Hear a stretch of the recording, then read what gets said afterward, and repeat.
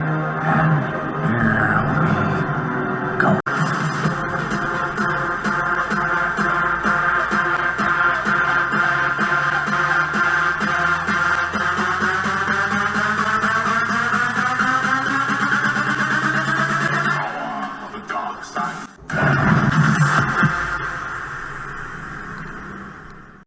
know, you plan things in a certain way, and you suddenly find yourself doing something that's 180 degrees different.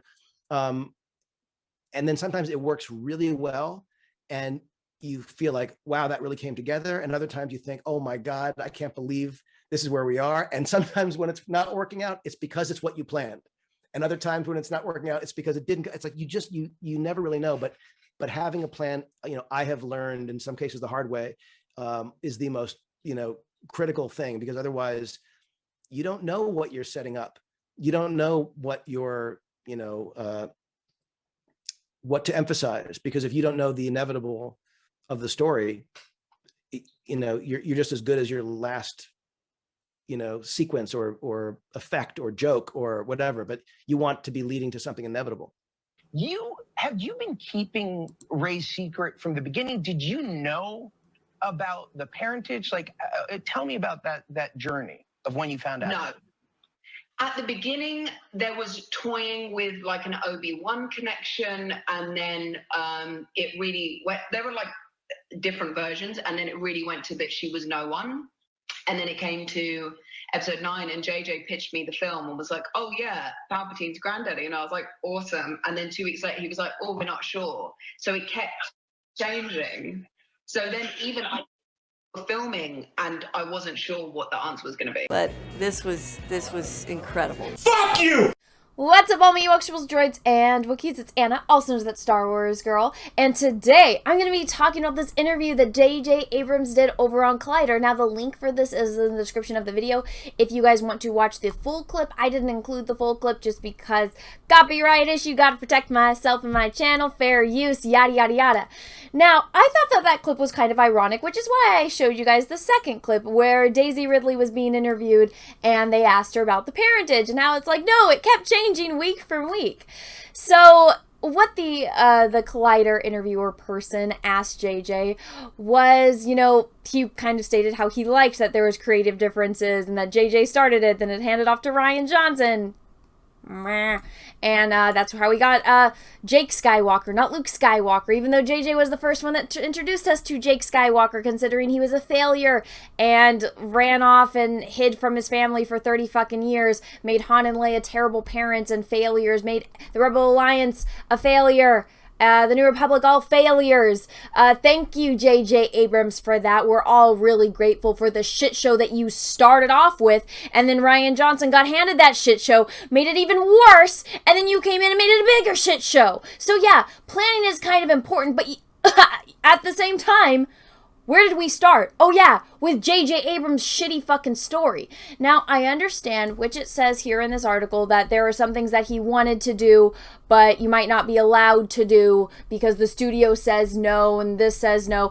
I'm one of those people that I'm a problem solver. If I am given, if I'm presented a situation, let's say, okay, I want A, right? My goal is to get to A. And studio says, no, we want B. Okay, well, this is part of being smart and using your brain and trying to figure out how to give the studio what they want, but also achieving what you want. And there's been plenty of times where you can go out throughout history and look at famous directors that have done that. You go watch the making of Reservoir Dogs and how Quentin Tarantino wanted to use the song, but he didn't have the budget for the song. And so what he did was he took the entire budget for the soundtrack, what they would use to make soundtracks for Reservoir Dogs, and he used that, banking on the fact that he would get to use this song in the movie. And it was a crucial part of the fucking movie when the guy's chopping off the other dude's ear. It's really fucking important. So he wanted to use it and he figured out a way to make it happen. That's when you have a good director. That's when you have a smart person that has a creative vision that won't let something like money or a studio stand in the way of them achieving their creative vision. Holy fucking shit, it's called art. But does that work with J.J. Abrams? Absolutely not, because this guy's a fucking moron. Now, again, with the planning, this guy doesn't know how to plan. It doesn't matter that Star Wars got handed off to Rian Johnson.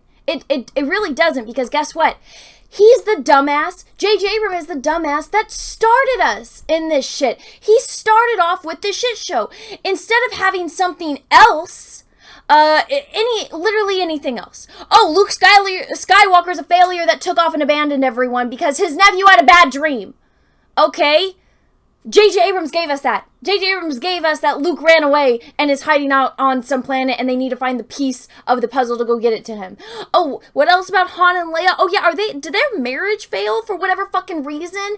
Did the Rebel Alliance and, the New Republic fucking fail for whatever fucking reason? Han and Leia are both terrible fucking parents for whatever fucking reason. Guess what?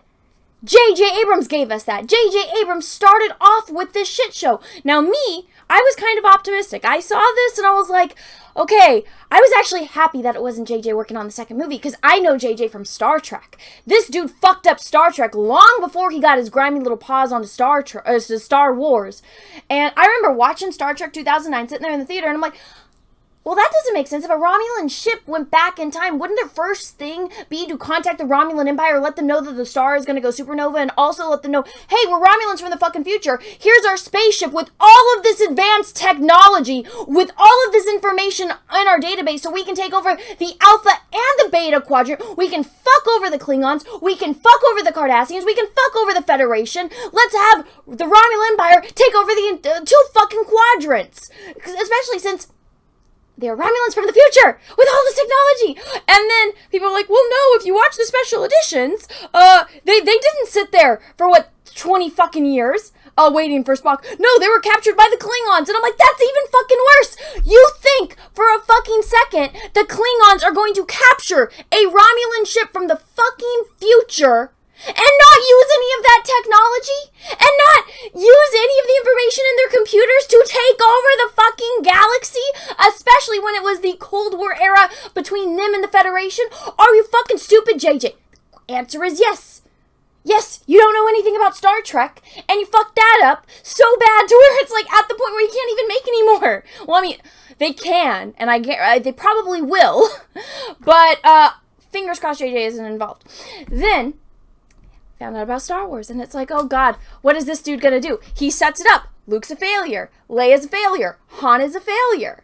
Okay, so, but guess what? He's not directing the second one. I was like, oh, thanks, sweet baby Jesus. He's not touching the second one. So that means another director is gonna get it, and maybe they'll explain why. Maybe there was some kind of ultimate plan.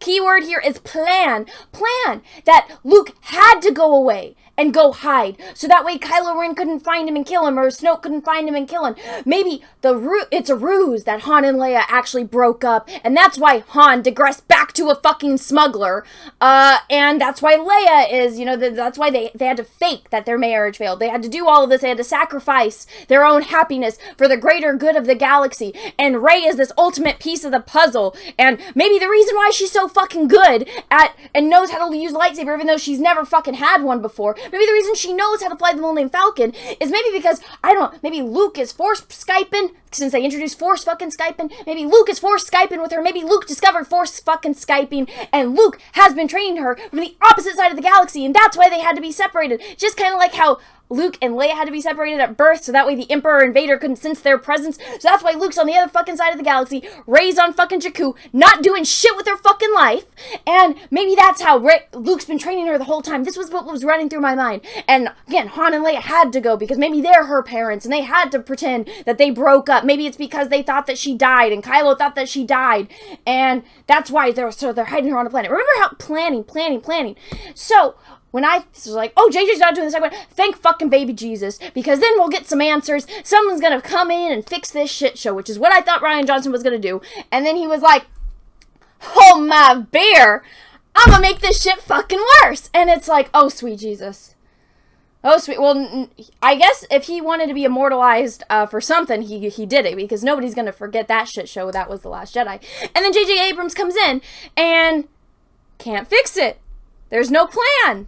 There's just, hey, you're going to be this. Next week, oh, by the way, gotcha. No, you're not, Daisy. You're not going to be it. Oh, yes, no, nah. It's like, Jesus, you are a multi-millionaire Hollywood producer.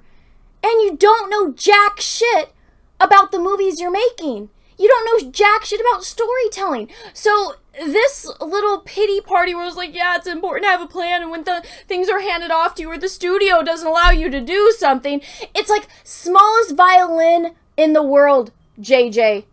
Steven Spielberg made a shark movie without a fucking shark.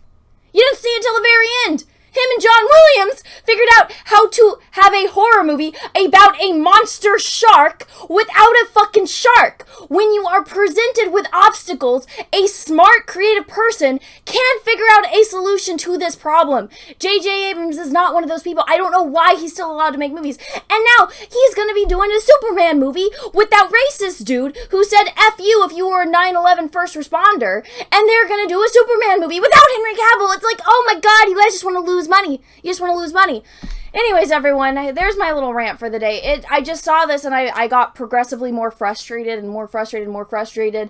And I've been kind of taking a break from my channel a little bit. So if you haven't seen as much content, it's because I've been struck with the, I got whacked with the creativity little wand. And so I've just been painting like crazy. So I've been working on these projects, which has made me take a little backseat to YouTube for the past couple days, and I've just been busting out paintings like crazy. I've never painted this fast before in my life, but when inspiration strikes, it strikes. So, and then I was like, I gotta paint today. And then I saw this clip, and I was going to paint, right? And it was eating me alive, and I'm like, oh, this is bothering me. I need to talk about it. I need to let it out. I need to vent. So this was just my little frustration, my little venting session. I hope you guys enjoyed it. Let me know what you think about it in the comment section below. People tend to like it when I do vent, so I guess that's sometimes why I am compelled enough to share my frustration with you guys, because I feel like you understand me. I can go talk to my boyfriend. He's like, oh, babe, it's just a movie. I can call my mom, and she's like, Anna, it's just a movie, rah! And call my dad, and he's like, oh, I'm sorry. And it's like, no, you don't understand! So I felt like I could talk to people that understand me and understand my pain. But anyways, everyone, thank you so much for watching this far through. If you liked this video, go ahead and smash the like button. If you didn't, that's okay too. Thank you so much for watching this far through. And until next time, I hope you guys have a great rest of your day, morning, evening, afternoon, wherever you are in the world. And may the force be with you, because we are really, really, really going to need it. Bye, everyone. Hey everyone, if you'd like to help support the channel, check out my Etsy, where I sell prints of my original oil paintings and drawings that range from horror villains, heroes, and your favorite Star Wars characters. I also have an art channel where I post time lapses and tutorials, and also if you want to see work in progresses, I also have an Instagram dedicated specifically to that. Then finally, you can check out my Teespring for wearable merch, and all platforms are listed down below in the description of this video. So thank you so much, everyone, and have a great rest of your day.